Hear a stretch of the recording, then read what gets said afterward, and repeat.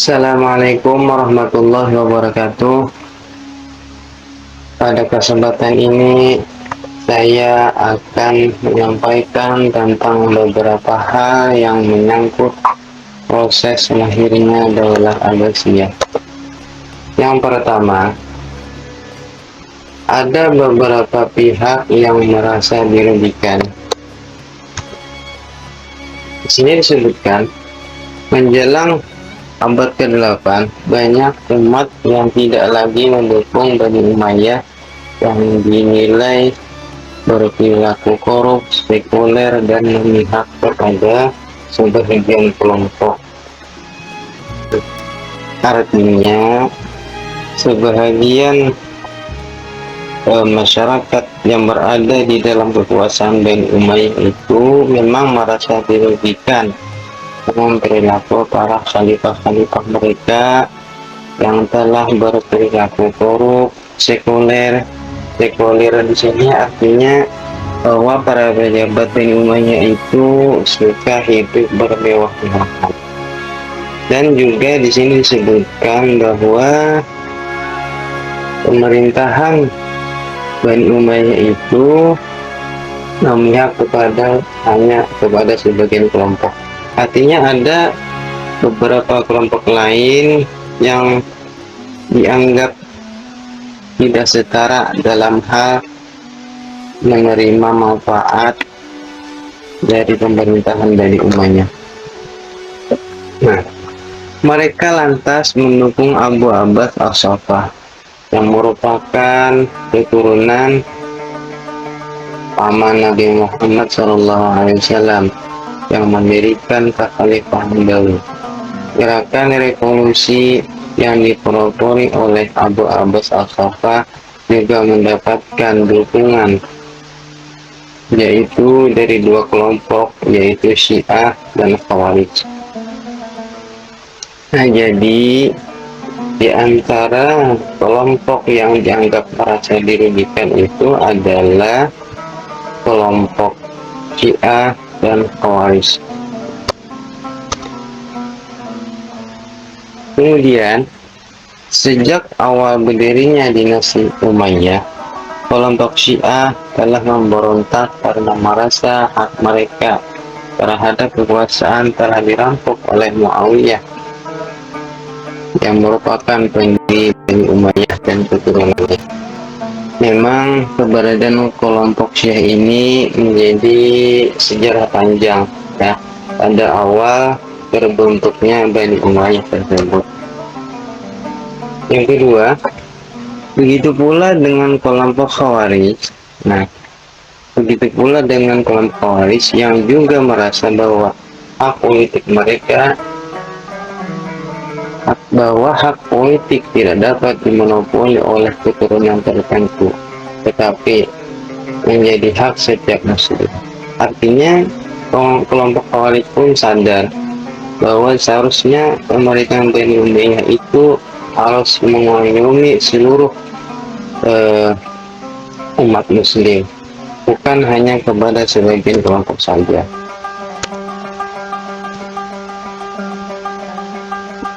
Kelompok lain yang sangat membenci kekuasaan dinasti Umayyah adalah Mawali.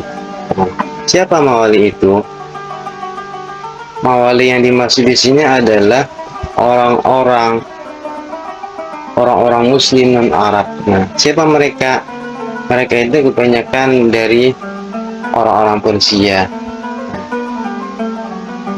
Nah, mereka orang Persia ini merasa diperlakukan tidak setara dengan orang-orang Arab pada umumnya. Apa ketidaksetaraan yang dimaksud? Di antaranya adalah ini, karena mereka diberi beban pajak dan mereka diberi beban pajak yang lebih tinggi. Nah, menurut riwayat lain juga disebutkan bahwa pada masa kekhalifahan Bani Umayyah itu orang-orang non-Arab ini tidak ada yang diberikan jabatan-jabatan di dalam pemerintahan. Nah, artinya di sini wajar mereka merasa diabaikan. Nah, jadi kesimpulannya, Kelompok inilah yang mendukung Abu Abbas As-Saffah untuk melakukan revolusi Abbasiyah guna menggulingkan kekuasaan di Umayyah. Kelompok yang mana? Yang pertama adalah kelompok Syiah, yang kedua adalah kelompok Khawarij, yang ketiga adalah kelompok orang-orang Mawali, dan secara umum adalah orang-orang masyarakat yang berada di bawah kekuasaan Bani Umayyah yang merasa tidak terima dengan perilaku-perilaku yang tidak baik yang telah dilakukan oleh para pejabat-pejabat Bani Umayyah. Nah, peristiwa yang kedua adalah penaklukan Khorasan dan Kufah. Nah, revolusi Abbasiyah resmi dimulai pada 9 Juni tahun 747 Masehi ketika Abu Muslim melakukan pemberontakan terbuka melawan kekuasaan Bani Umayyah di Mel, sekarang yang disebut adalah Turkmenistan. Nah, jadi gerakan pemberontakan yang dilakukan di Khorasan maupun Kufah ini adalah dipimpin oleh seorang tokoh yang bernama Abu Muslim Al-Khurasani. Nah, jadi sebelum mereka berhasil menguasai Khorasan, mereka itu telah berhasil menguasai wilayah yang disebut Naif. Ya. Kemudian di sini disebutkan setelah Naif berhasil dikuasai pada awal tahun 714 Masehi, sebanyak 50.000 pasukan Bani Umayyah di Khorasan juga takluk pada bulan Maret tahun 749 Masehi. Nah, di sini ya jelas bahwa Khorasan akhirnya bisa ditaklukkan oleh kelompok Abu Muslim Al-Khurasani yang merupakan bagian dari pendukung Abu Abbas As-Saffah.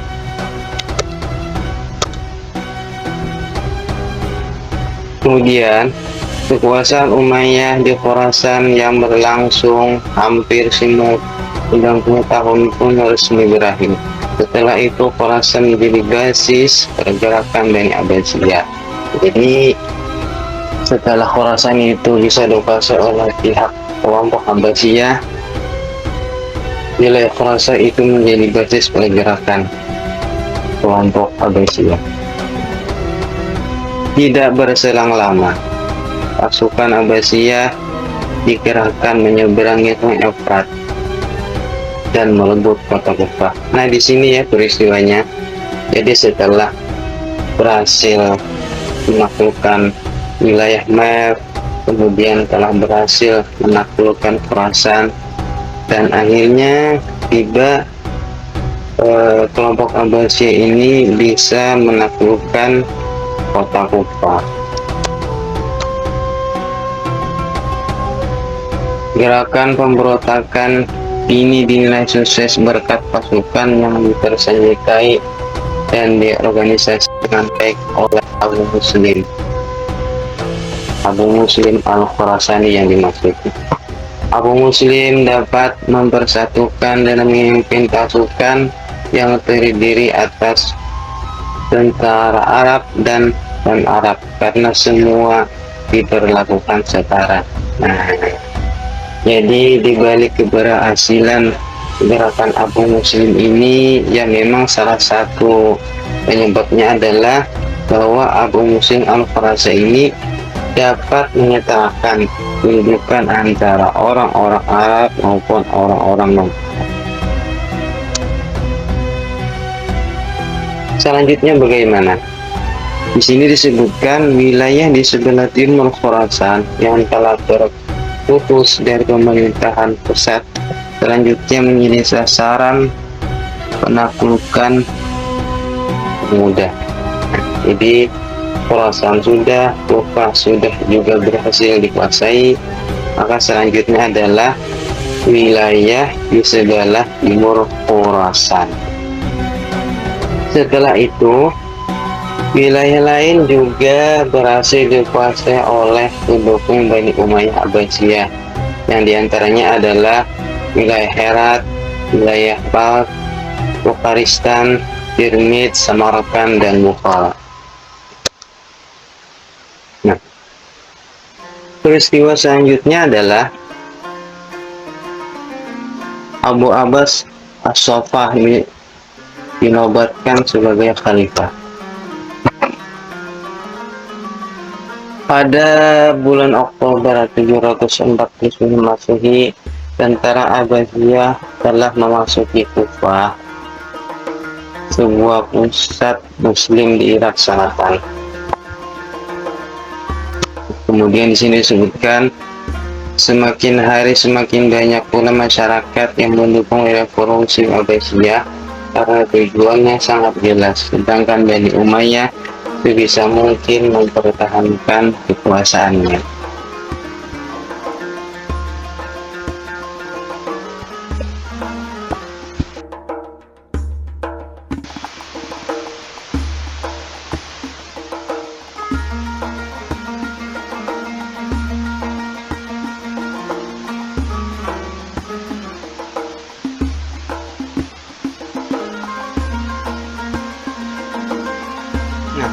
Tadi kan disebutkan bahwa kelompok Abu Muslim Al-Khurasani itu telah berhasil menguasai kota Kufah. Nah, kemudian selanjutnya baru secara umum para tentara Abbasiyah itu masuk ke wilayah Kufah. Masih di Kufah, Abu Abbas As-Saffah resmi dijadikan sebagai khalifah Bani Abbasiyah pada tanggal 28 November tahun 749 Masehi. Nah, jadi hal yang menarik di sini adalah pada saat khalifah pertama Abbasiyah itu sudah dideklarasikan, itu sebenarnya kekhalifahan Umayyah itu belum runtuh, tapi sudah berada pada ujung kekuasaan mereka. Peristiwa ini menandai bahwa tidak ada lagi penghalang antara Abbasiyah dan kota Bani Umayyah di Damaskus. Selanjutnya adalah peristiwa pertempuran Badar. Memasuki tahun 750 Masehi, pasukan gabungan Abbasiyah, Khawarij, Syiah, dan Irak melancarkan serangan terhadap Bani Umayyah di Sungai Zat, yang kemudian dikenal sebagai pertempuran Badar. Nah, jadi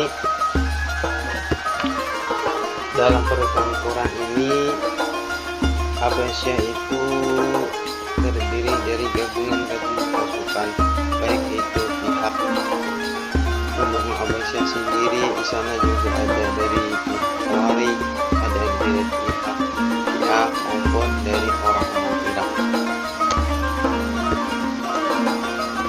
Dalam pertempuran tersebut banyak pasukan Bani Umayyah goyah dan kelelahan akibat kekalahan serangkaian perang-perang sebelumnya.